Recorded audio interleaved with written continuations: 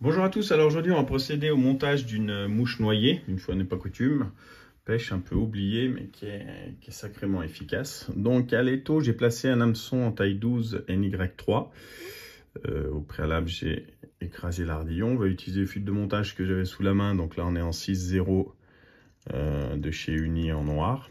On démarre derrière l'œillet et on va en direction de la courbure.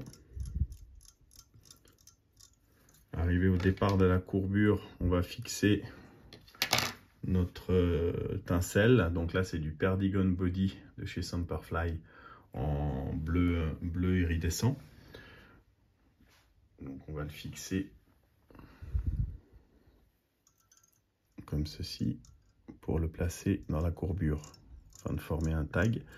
On descend le fixer au plus bas, en tout cas où on désire dans la courbure, et on remonte avec notre fil de montage qu'on va venir accrocher, en tout cas se rapprocher de l'œillet afin de commencer à former le corps de la mouche. Voilà, là on va lui faire juste une ligature pour le tenir en place. Voilà, ça va nous dégager la partie courbure pour faire les enroulements.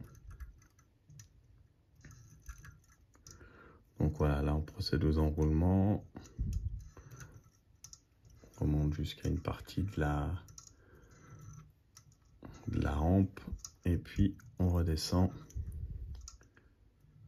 afin de superposer plusieurs fois le tincelle et comme ça accentuer un peu l'effet tag. Alors qui sera de toute façon accentué par la pose d'un vernis, ce qui va d'une part le rigidifier et accentuer un peu ses côtés, son côté reflet. Voilà. Donc là on le met en attente ici et je vais me rapprocher avec mon fil de montage pour venir le fixer. Voilà. Hop, comme ceci.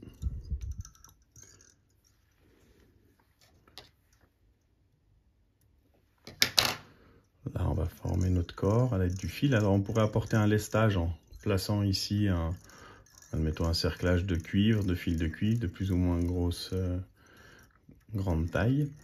Ou alors un peu de plomb en tête. Mais là, je préfère la laisser sans lestage. Juste l'apport de matériaux, de résine, on va faire quand même, qu'on va avoir quelque chose pour utiliser en mouche sauteuse ou autre. Donc voilà. Ici, on va placer notre résine. Donc là, je vais utiliser de la laser en clear thick, donc la version épaisse. Donc je positionne une goutte sur mon aiguille. Voilà. Que je vais placer. Donc vous voyez, on accentue tout de suite le côté brillant du tincelle par la mise en place de la résine, ce qui va faire briller aussi le corps. Et puis rigidifier un peu la nymphe pour éviter qu'au 2/3e poisson, elles soient toutes défaites. En tout cas au niveau du tincelle, on va polymériser à l'aide du stylo laser.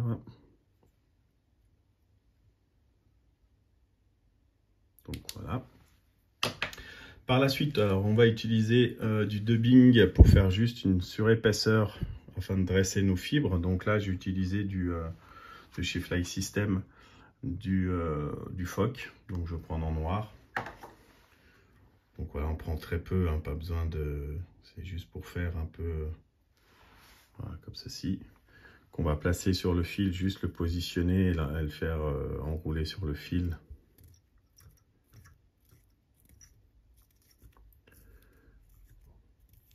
Voilà. Juste pour avoir une mèche qu'on vient placer un petit peu sur l'arrière pour bien dégager l'œillet.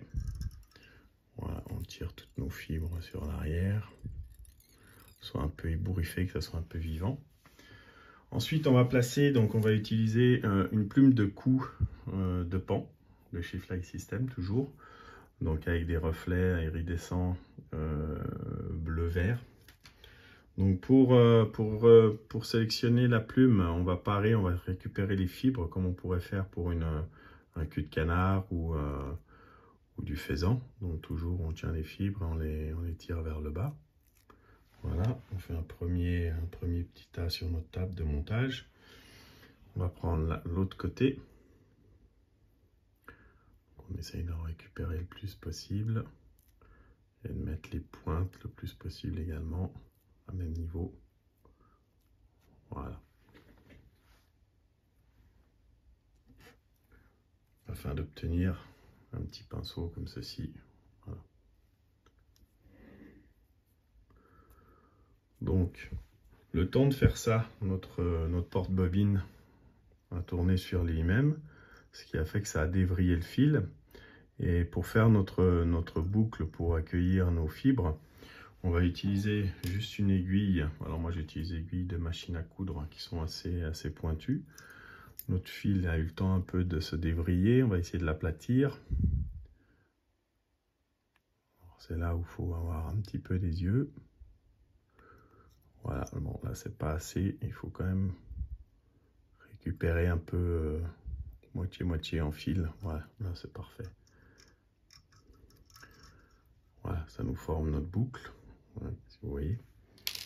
On va placer ensuite à l'intérieur nos fibres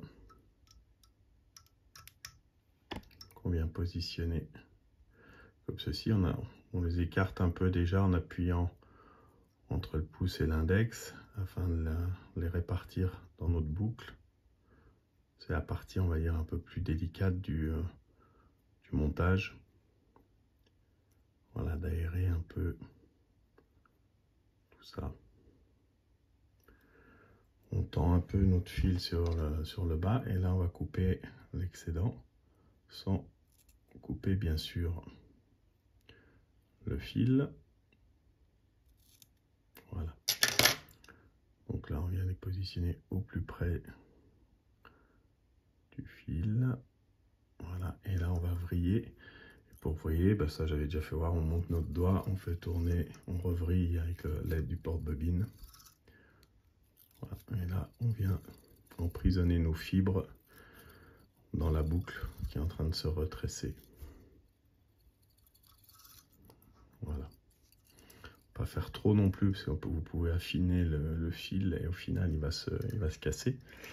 Donc on vient placer juste derrière, enfin devant la boule de Bing et on place toutes nos fibres sur l'arrière sur chaque enroulement. Voilà. Et on vient terminer en faisant notre tête, en venant s'appuyer contre la partie de Bing, ce qui va dresser nos fibres. Donc là, il y a un peu de coiffeur à faire. Voilà. On dégage bien notre œillet à l'aide de l'ongle. Voilà, histoire de ne pas avoir de surprise au bord de l'eau. Et puis on va finir par un tour de whip finish pour former notre ligature. Donc pas la peine de faire 2-3 ligatures, une suffit. On va juste placer un petit peu de résine UV juste pour donner un peu de brillant à la tête et puis consolider le montage.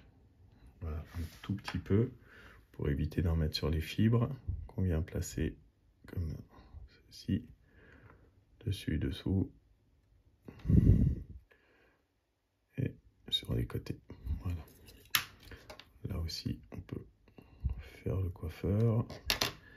Et voilà, un petit coup de stylo laser.